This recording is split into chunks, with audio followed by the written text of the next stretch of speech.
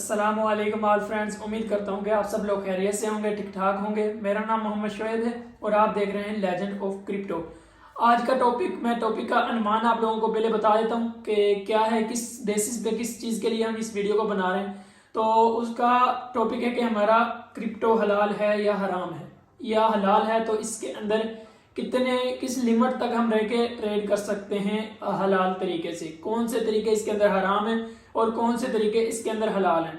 ये दोनों चीजें अलग अलग, एक फ्यूचर ट्रेड है, एक स्पॉट ट्रेड है। क्या फ्यूचर हलाल है, क्या फ्यूचर हराम है, या स्पॉट हलाल है या हराम है, ये चीजें आज की इस वीडियो के अंदर मैं क्लियर कर दूंगा। सबसे पहले मैं आप लोगों को बताऊंगा कि हमें बहुत ज्यादा इस चीज के ऊपर सवाल आए कि भाई इस चीज को बताएं कि फ्यूचर ट्रेडिंग हलाल है या हराम है, या वैसे ट्रेडिंग हलाल है या हराम है। बहुत ज्यादा इस चीज के ऊपर सवाल आ रहे हैं, हर बंदा इस चीज के बारे में पूछता है। इस चीज के को मैं अपने खुद से नहीं कह रहा आप लोगों को, इसका जो मैं आप लोगों को रिप्लाई दूंगा, जो इस वीडियो के अंदर आप लोगों को समझाऊंगा, वो मैं अपने खुद से मैं आप लोगों के लिए नहीं बना रहा हूँ, वो मैंने आप लोगों के लिए बनाया है। सारी की सारी ये जो अपनी इस वीडियो के अंदर मैं आप लोगों को बताऊंगा, ये मैंने उलमा कराम से एक मशवरे के बाद मुफ्ती एक दो मुफ्ती साहब हैं, उनको हमने उनके पास हम गए, उनसे मीटिंग की और उनके बाद हमने ये एक छोटी सी वीडियो आप लोगों के सामने रखेंगे, स्क्रिप्ट रखेंगे, जिसको देखते हुए आपको ये पता चलेगा फ्यूचर ट्रेड हराम है या हलाल है, या जो अपना स्पॉट ट्रेड है वो किस बेसिस पे हमने ट्रेड करनी चाहिए। ये सारे सवाल आपके इस वीडियो में क्लियर हो जाएंगे। तो सबसे पहले हम बात करें क्रिप्टो ट्रेडिंग की, क्या क्रिप्टो ट्रेडिंग हलाल है। अब मैंने एक मुफ्ती साहब से इस चीज़ के बारे में बताया कि ये इस तरह बिटकॉइन क्रिएट हुआ, उसके बाद इस तरह ये इसके बारे में ये सारी तफसील मैंने उसको बता दी। लेकिन उसने एक ही बात बोली कि हमारे जो पाकिस्तान के उलमा कराम हैं, उन्होंने किसी ने भी इसको हलाल या हराम करार नहीं दिया अभी तक। जितने भी मुफ्तियों के पास में गया हूँ, जितने भी कारी साहबों के पास में गया हूँ, तो सब ने एक ही मुझे रिप्लाई दिया है कि किसी ने अभी तक इसको हराम करार दिया नहीं है, ना ही हलाल करार दिया है। उनका ये कहना है कि इसको ना हम हलाल कह सकते हैं, ना इसको हराम कह सकते हैं क्रिप्टो ट्रेडिंग को, क्योंकि इसका एक हिस्सी मौजूद नहीं है। कि अब जो है हमारा अपना बिटकॉइन, वो कहते हैं ये आपके एक अकाउंट के अंदर पड़ा हुआ है। तो जिस तरह एग्जांपल के तौर पे हमने एक बिटकॉइन बाय किया, वो आपके अकाउंट के अंदर पड़ा है। इसकी जो अपनी हिस्ट्री मौजूद नहीं है, वो अकाउंट जब मर्जी बंद हो सकता है, या इस तरह फला फला। मैंने उनको खूब समझाने की कोशिश की कि ये एक्सचेंजेस है जो अमेरिका के अंदर लिस्टेड हैं, ये नहीं भाग सकते, फला फला। ये ट्रस्ट वॉलेट हमारा इस तरह का एक वॉलेट है, या मेटामास्क इस तरह का वॉलेट है, हमारा ब्लॉकचेन से क्रिएट किया गया है, इसके ऊपर हमारा ही अंडर, इसके अलावा कोई इसको नहीं देख सकता, ना किसी के ये अंडर में है, हम इसको अपने से ही क्रिएट करते हैं और ये हमारा ही एक ब्लॉकचेन के थ्रू बनाई है। मैंने उनको ये चीजें खूब समझाने की कोशिश की, लेकिन वो एक ही बात पे अड़े हुए हैं कि ये हमारे हिसाब से हम इसको एक्सेप्ट नहीं करते, क्योंकि दूसरे उलमा कराम ने, जो कमेटियां पाकिस्तान के अंदर उलमा कराम की बैठी हैं, उन्होंने एक ही इस चीज के ऊपर रिप्लाई दिया है कि इसको ना हम हलाल करार दे रहे हैं, ना इसको हराम करार दे रहे हैं। अब हम क्या करें, हम तो बीच में फंस गए। जब जो ट्रेडिंग कर रहे हैं वो क्या करें इसके अंदर, कि भाई इसको हलाल रहते हुए इसके अंदर ट्रेड करें या ना करें। स्पॉट ट्रेड की बात की जाए तो स्पॉट ट्रेड के अंदर हम इस चीज तक पहुंचे हैं, इस मुआहदे तक पहुंचे हैं कि भाई हमने ट्रेड करनी है। कुछ एक दो उलमा कराम से मेरी बात हुई है पर्सनली, उन्होंने मुझे ये चीज समझाई है, उनको मैंने वो गाइड किया, सारी चीज हर चीज के लिए समझाई है। स्पॉट ट्रेड के बारे में वो राजी हो गए, क्योंकि स्पॉट ट्रेड एक ऐसी चीज है कि जो हमने बाय कर लिया वो एक हमारी मलकियत में है, हम उसके मालिक हैं, और वो एक एसेट के तौर पे हमारे वॉलेट के अंदर या हमारे एक्सचेंज जो हमारा अकाउंट है उसके अंदर, बाइनांस का अकाउंट या इसके अलावा और एक्सचेंजेस के अंदर आपका अकाउंट है, उसके अंदर वो आपके एक एसेट के तौर पे पड़ा हुआ है। जब तक आप पूरी जिंदगी में 10 साल 20 साल या 50 साल तक चाहें, आप उसको होल्ड करके रख सकते हैं। ये हो गया हमारा एक एसेट, कि हमने इसको एसेट के तौर पे इस्तेमाल करना है। जो चीज हमने बाय कर ली है वो पड़ी हुई है, जब हमारा दिल चाहेगा उसकी कीमत अप जा रही है तो हम प्रॉफिट के अंदर हैं, हम उसे सेल कर सकते हैं। अगर उसकी कीमत नीचे जा रही है, हम इंतजार कर रहे हैं कि कब इसकी कीमत ऊपर जाएगी तो हम उसे सेल करेंगे, हम होल्ड करके बैठे हुए हैं, हमें कोई नुकसान नहीं हो रहा। जब तक हम उसे सेल नहीं करेंगे जब तक हमें कोई नुकसान नहीं होगा।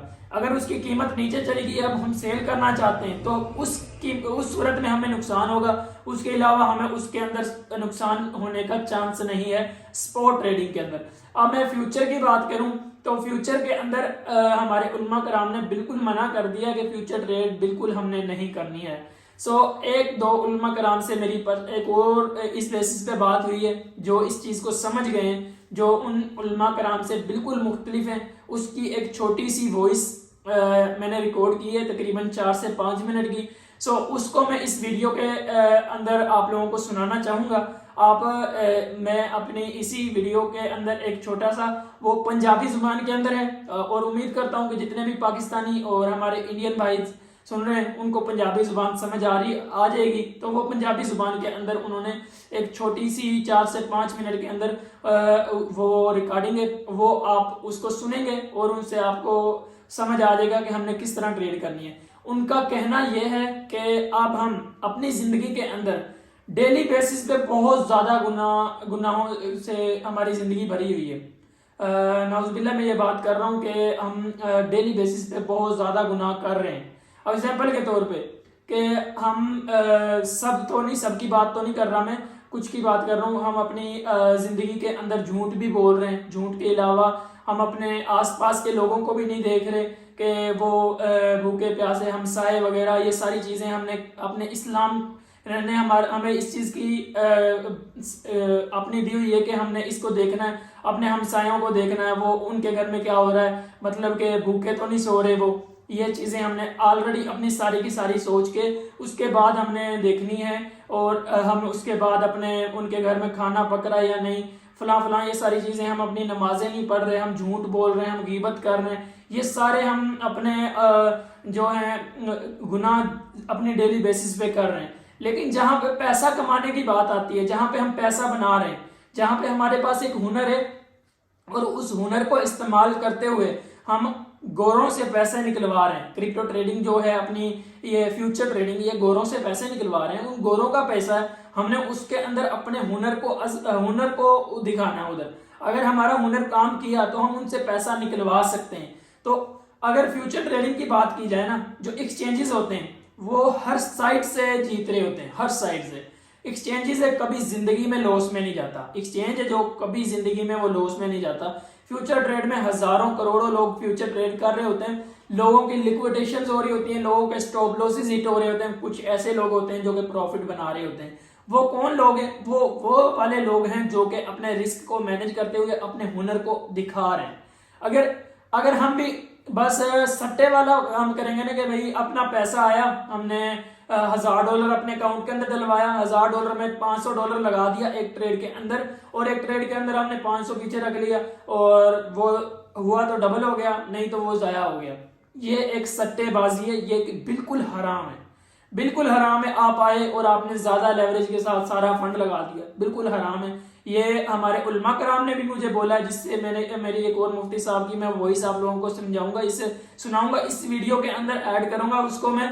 उसे आप देखेंगे तो उसमें भी आपको समझ आएगी। उन्होंने भी बोला है अगर आप इस तरह ट्रेड करेंगे कि भाई आपको किसी चीज की समझ नहीं है, किसी चीज की नहीं है, वो बिल्कुल ही हराम है कि आप आए, आपने फ्यूचर ट्रेड के अंदर किसी भी कॉइन को लॉन्ग कर दिया, एग्जांपल के तौर पे इसकी प्राइस ऊपर जाएगी तो हमें प्रॉफिट होगा, इस नीचे जाएगी तो हमें लॉस होगा, और लेवरेज अच्छी खासी ले ली, क्योंकि इन लेवरेज और जो अपनी ये सारी चीजें मैंने उनको समझाई थी 2 से 3 घंटे बैठने के बाद। उसके बाद उन्होंने ये चीज बताई है कि भाई कि अपने इसके अंदर हमने अपने रिस्क को मैनेज करना, इस तरह ट्रेड नहीं करनी कि हम आए ट्रेड के लिए और हमने सारा पैसा लगा दिया या डबल हो गया या हमारा जाया हो गया। ये एक जुआ है, गैम्बलिंग है। इसको हमने कभी जिंदगी में नहीं करना है। ये एक चीज हमारी क्लियर हो गई। और उन्होंने बोला है कि मैं जो पहले आपको बात बता रहा था उसको मैंने छोड़ दिया। मैं कह रहा हूँ डेली बेसिस पे हम अपने गुनाहों को कर रहे हैं अपनी जिंदगी के अंदर, जिन चीजों से इस्लाम ने हमें रोका हुआ है उन कामों को हम कर रहे हैं डेली बेसिस पे, लेकिन उनको नहीं देख रहे हम। हम उस काम को देख रहे हैं जिधर से हमें पैसा आ रहा है, और पैसा आने के बाद एक छोटा सा हमें हमारे दिमाग में एक बात किसी ने डाल दी या किसी से हमने देख ली, कहीं पे पढ़ लिया कि फ्यूचर ट्रेड हराम है। सो उस हराम को लेकर हम बैठे हुए हैं, लेकिन वो नहीं देख रहे हम रास्ते में कोई और गुनाह कर रहे हैं, कोई गुनाह हो रहा है उसे बस देख रहे, उसे रोक नहीं रहे गुनाह को। इस तरह की जो डेली बेसिस पे जिन पे अपने इस्लाम ने हमें रोका हुआ जिन कामों से, उन कामों को हम बढ़ चढ़ के कर रहे हैं, मतलब डेली बेसिस पे कर रहे हैं। या तो हमारा ऐसा मतलब माशरा हो जिस तरह के कोई भी गुनाह कर रहे हैं इस्लाम के मुताबिक उसको उसी टाइम सजा दी जाए, उसी टाइम उसके साथ उसको सजा दी जाए, उसी टाइम उसके साथ वो अपना किया जाए। जिस तरह के कोई चोरी कर रहा है, इस्लाम में उसका कानून है कि उसके हाथ काट दिए जाएं। पाकिस्तान के अंदर चोरी हो रही है, उसको लेके जाया जाता है और दूसरे तीसरे दिन जमानत पे छोड़ दिया जाता है। सो ये वाला सीन है, लेकिन इस्लाम को तो फॉलो नहीं ना कर रहे हम। अगर इस्लाम को प्रॉपर तरीके से फॉलो करें, प्रॉपर तरीके से इस्लाम के कानूनों को फॉलो करें, उन कानून को तो हमने माना नहीं हुआ, उन कानून बस इसको लेके पकड़ के बैठ गए कि हमने अपना फ्यूचर ट्रेड हलाल है या हराम है, या हराम है तो हम इसके अंदर पैसा नहीं कमा रहे, क्यों इसको हम कर रहे हैं। तो ये चीजें, इन चीजों को छोड़ें।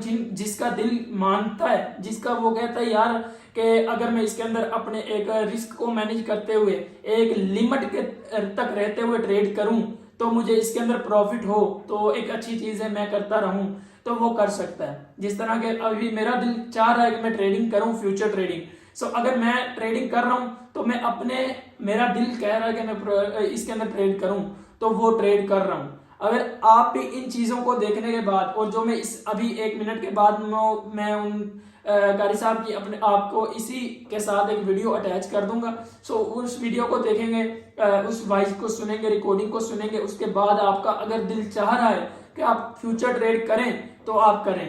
अगर आपका दिल नहीं चाह रहा कि आप ये कह रहे हैं यार फ्यूचर ट्रेड हराम है तो मैं इसको नहीं कर सकता, मैं तो जस्ट स्पॉट ट्रेड करूं, तो कोई बात नहीं, आप स्पॉट ट्रेड ही करें। आप फ्यूचर ट्रेड से दूर रहें, तो किसी किस्म की जरूरत नहीं है आपको फ्यूचर ट्रेड करने की, क्योंकि आपका दिल नहीं मान रहा। अगर आपका दिल मान रहा है, आप कह रहे हैं यार कि मैं फ्यूचर ट्रेड करूं, एक लिमिट के तक रहते हुए करूं, मैं इसके अंदर गैम्बलिंग नहीं कर रहा, मैं इसके अंदर जुआ नहीं खेल रहा, मैं इसको एक सोच समझ के बाद एक अपने हुनर को इधर दिखा रहा हूं, अपने हुनर को दिखाने के बाद हम इधर से प्रॉफिट निकाल रहे हैं। सो आप इसके अंदर ट्रेड कर सकते हो और कोई मसला नहीं है। जिस टाइम तक हमारे उलमा कराम जिस तरह के वो एक कहते हैं शक है इसके ऊपर कि ये हराम है और शक है कि ये हलाल है, जब तक उस शक को क्लियर नहीं किया जाता उस टाइम तक हम इसके अंदर ट्रेड करते हैं। जिस टाइम वो कह देते हैं कि भाई ये बिल्कुल हराम है, इसको छोड़ दो, तो हम उसी टाइम छोड़ देंगे। उसके बाद वो चाहे स्पॉट ट्रेड की कहेंगे ये हराम है तो हम उसको उसी टाइम छोड़ देंगे, तो हमने उसको नहीं करना है। सो जिनको अभी इसके अंदर है कि मैं अभी वो आपको सुनाने वाला हूँ रिकॉर्डिंग, उसको सुनने के बाद अगर आपको लगता है कि आप इसके अंदर ट्रेड करें फ्यूचर ट्रेड के अंदर, तो फ्यूचर ट्रेड करें, वरना सपोर्ट करते रहें।